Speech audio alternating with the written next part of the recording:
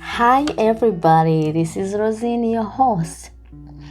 I hope life is the greatest experience or make it the greatest experience you could ever have because life is really so precious. This is your Story My Inspiration podcast. Today we're gonna walk through 5 main things to do. First thing first, US. I will try to go through this as quick as possible, but I will also try to break it into small details so you understand. Let's start by day one. You have your passport. You rested for 2 days or 3 days, you feel good.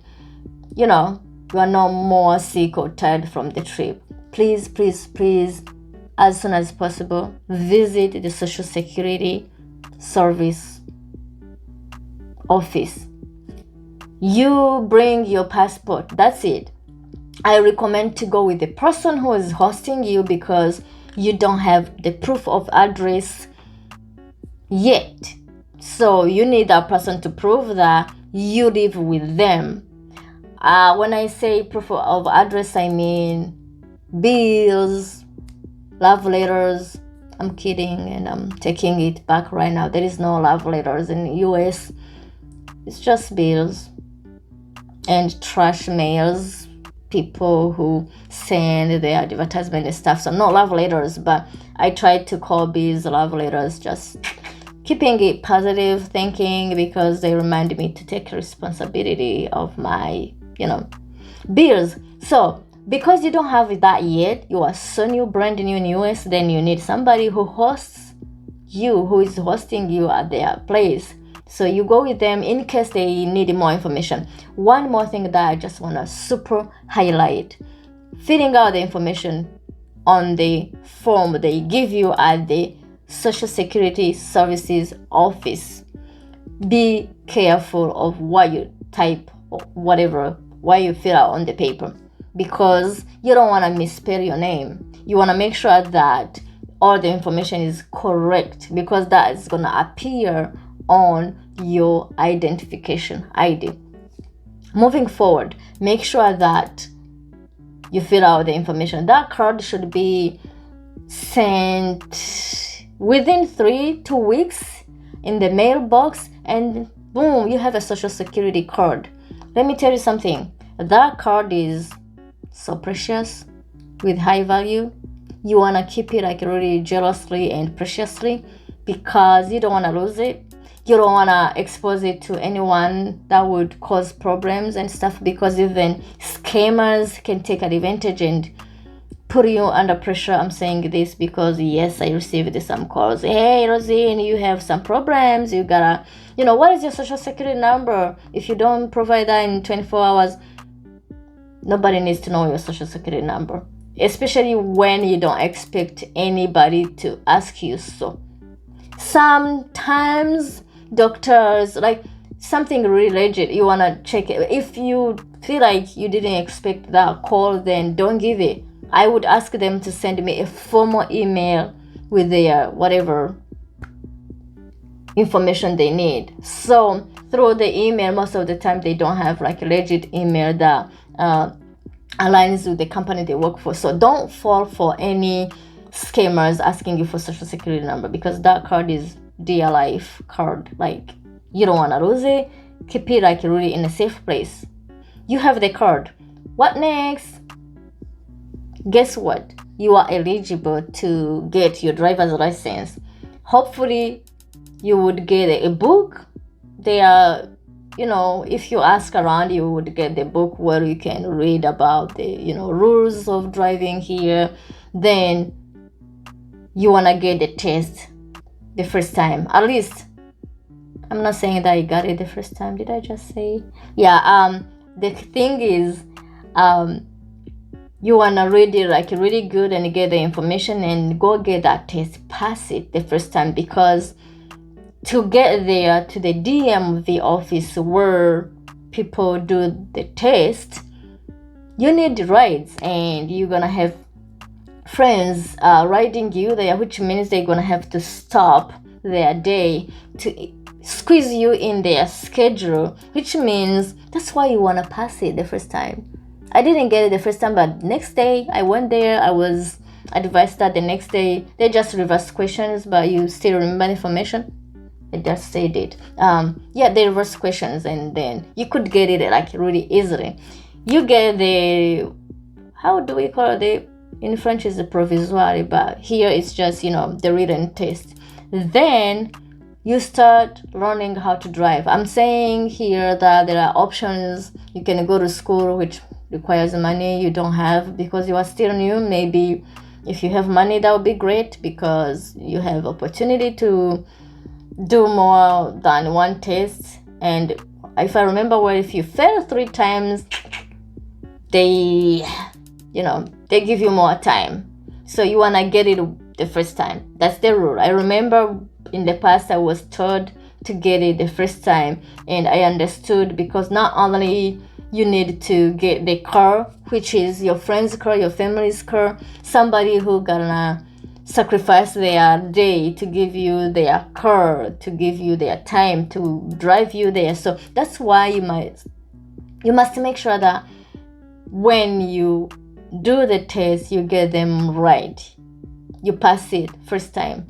Written or, practice, like permit, like I did. You gotta get it first time. So that part is done. I hope you understand.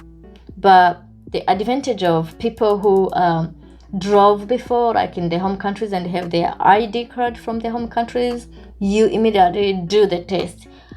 Versus people who came without driver's license, then they have to wait for 6 months. So note that, keep that in mind. If you have your driver's license from your home country, you can immediately do the test. If you don't, then you have to wait for 6 months, if I remember well. Yeah, that's what happens. Next thing, guess what?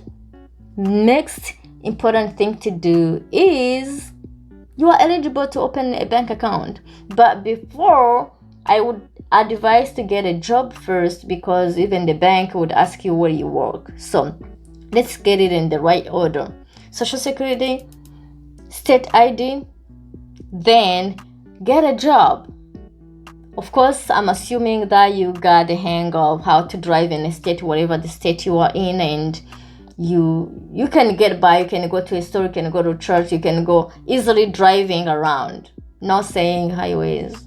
It took me a while. Highways scared me. But the point is, when you can drive around, at least, you should get a job and be able to make some money because you're gonna need that money as soon as possible. So get a job. And let me tell you something.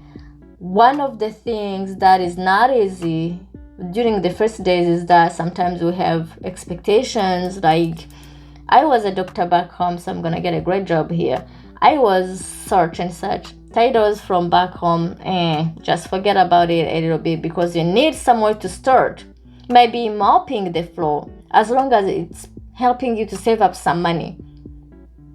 Thinking that at some point that person who is hosting you, like really being kind and nice to you, at some point you're gonna need to move out and you need that money because you're gonna have to search for an apartment, another topic maybe, but yeah, you will need an apartment. You will need somebody to co-sign for you because you don't have credit score, like enough credit to apply by yourself. So sometimes roommates help if you find a roommate.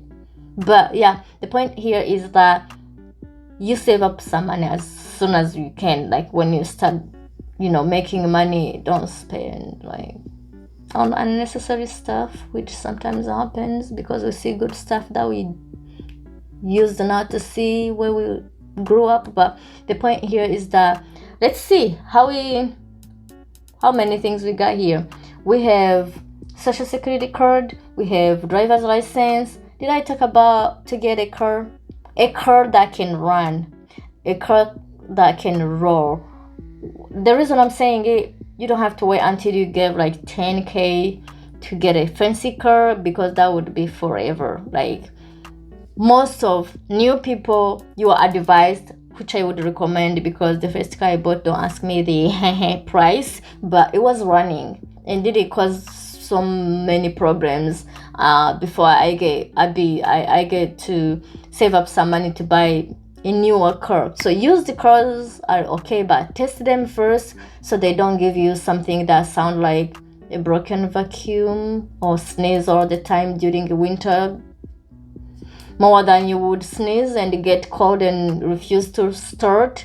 So just check the car before you get it. But I would advise you, when I came years ago, it was between 2000 and 3000 a used car, but I'm pretty sure that you would find a car that can run. So now you have a transportation, you can go anywhere you want, get by, drive around, you get the hang of the life.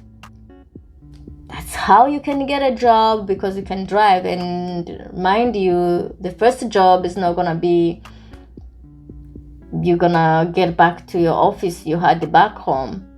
As I'm saying, the first job you get, the purpose is to save up some money and get on your feet, self-sufficiency as soon as possible, so that you can start planning what you're gonna do next. Which means if you were not living with your family, you are being hosted by that kind, very nice person, you will need either to, whatever you agree on, you may want to share bills with them, which is contributing, and others would prefer to move out and be by themselves, which is the independency, and that's great.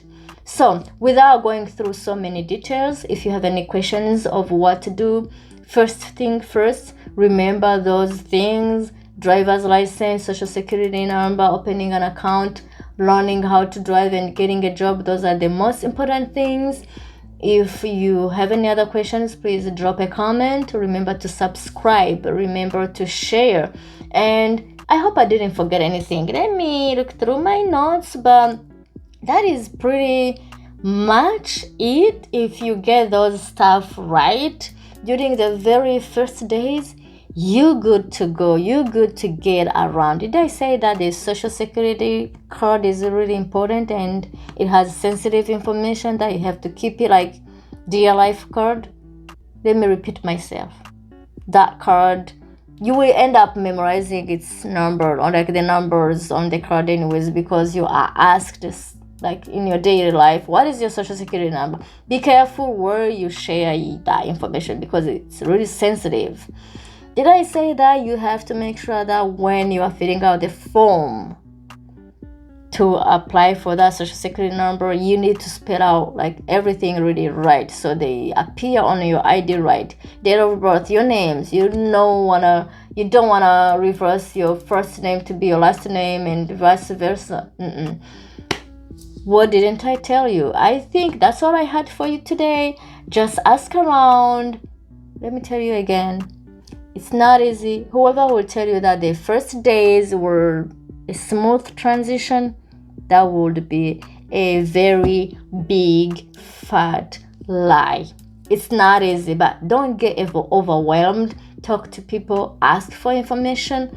I'm not saying that everybody's gonna give you the information or stuff. If somebody doesn't want to help you or act weird, that's okay.